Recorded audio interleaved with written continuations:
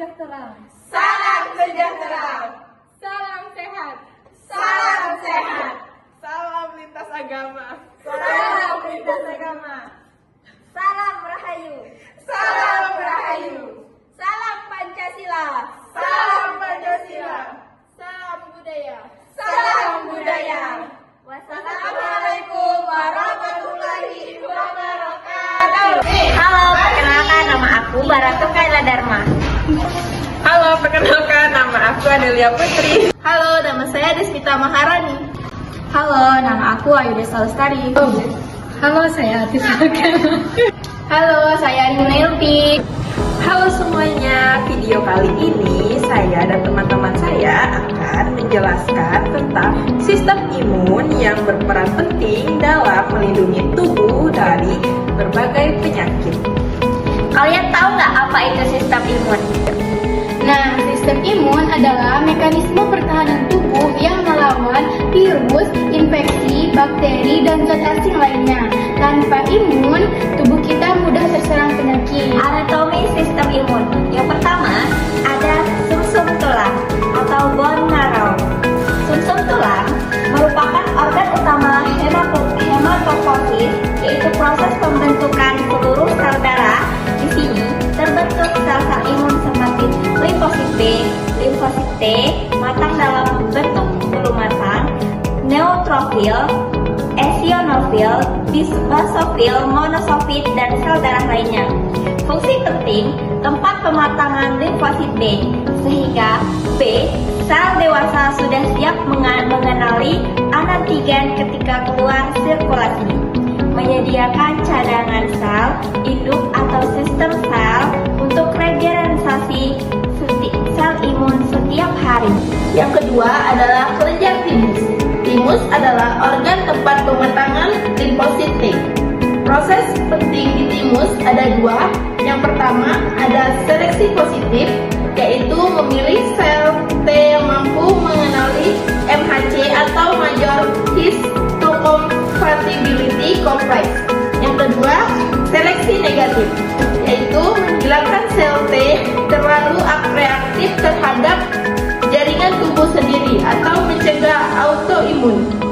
Timus besar pada anak-anak dan mulai mengecil setelah pubertas, namun fungsi memorinya tetap berjalan. Yang ketiga ada limpa atau spleen. Nah, jadi limpa berfungsi sebagai yang pertama penyaring darah dari patogen atau sel darah rusak. Yang kedua ada tempat berinteraksi antigen dengan limfosit. Yang ketiga ada tempat aktivasi limfosit B dan T terhadap antigen yang masuk melalui aliran darah. Nah, limpa memiliki dua bagian. Yang pertama white flow, yang dimana kaya limfosit atau fokus pada respon imun. Yang kedua ada red flow, yang dimana ini menghancurkan sel darah merah tua atau yang rusak. Selanjutnya yaitu sel-sel utama dalam sistem imun. Yang pertama yaitu limfoid B. Limfoid B adalah sel imun yang bertanggung jawab menghasilkan antibiotik. Fungsinya yang pertama yaitu meningkatkan antigen secara spesifik menggunakan reseptor di permukaan sel. Yang kedua berdiferensiasi menjadi yang pertama yaitu sel plasma yang penghasil antibiotik dalam jumlah besar. Yang kedua, sel memori B menyimpan ingatan terhadap antigen sehingga respon lebih cepat bila terjadi infeksi ulang. Yang kedua ada limfosit T. Limfosit T memiliki beberapa subjenis. Yang pertama, T helper atau CD4+ yang mengatur dan mengkoordinasikan respon imun dan menghasilkan sitokin untuk mengaktifkan B sel, T sitotoksik, dan fagosit.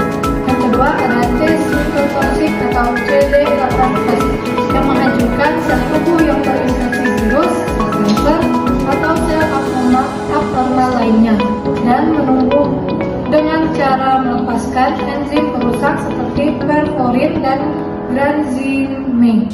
Yang ketiga ada T regulator atau TREG yang menjaga keseimbangan sistem imun dan mencegah respon berlebihan yang bisa menyebabkan autoimun atau alergi. Yang ketiga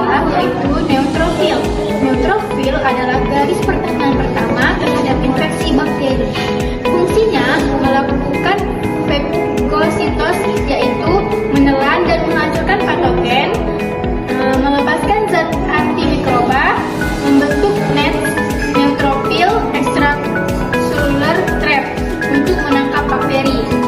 Neutrofil jumlahnya meningkat saat terjadi infeksi bakteri. Fisiologi sistem imun. Bagian ini menjelaskan bagaimana sistem imun bekerja dalam mempertahankan tubuh. 1. Pertahanan spesifik adaptif immunity. Ini adalah pertahanan yang sangat selektif, hanya beraksi terhadap antigen tertentu. Ciri-cirinya spesifik hanya untuk antigen tertentu. Lambat pada respon awal, butuh proses aktivasi, memiliki memori imunologis, menjadi lebih cepat dan kuat pada paparan berikutnya. Sistem imun spesifik melibatkan limfosit B, yaitu antibodi, dan limfosit T, respons seluler. Yang kedua ada pengenalan antigen. Antigen dapat berupa virus, bakteri, zat toksik, dan protein asing. Antigen pertama kali dikenali oleh makrofag, yang kedua sel dendritik, yang ketiga B sel. Sel-sel ini akan menangkap antigen, memprosesnya, lalu menampilkan kepada limfosit T. Proses ini disebut presentasi antigen. Yang ketiga ada produksi antibodi. Nah, ketika limfosit B diaktifkan oleh antigen dan bantuan sel T helper, ia berubah menjadi sel plasma.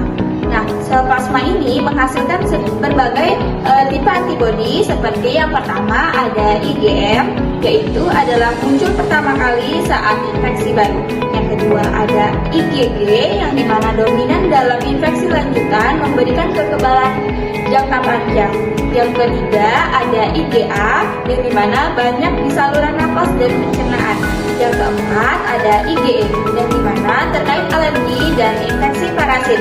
Fungsi antibodi ini yaitu adalah yang pertama menetralkan toksin atau virus. Yang kedua ada meningkatkan patogen agar mudah dihancurkan fagosit. Yang ketiga ada mengaktifkan sistem komplement untuk membunuh bakteri. Yang keempat ada memori imunologi.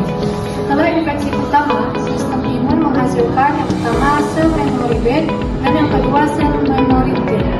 Sel-sel ini akan meningkat kepada antigen tersebut, menghasilkan respon yang lebih cepat, kuat, dan tepat saat perkara kedua, dan mencegah gejala sakit tulang, contohnya seperti cacar air. Ini adalah fungsi dasar vaksinasi, yaitu memicu pembentukan memori atau menyebabkan penyakit alami.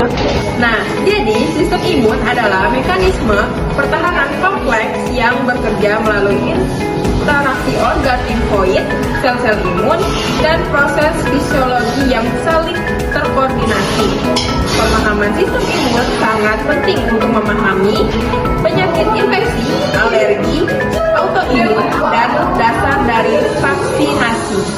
Sistem imun, anatomi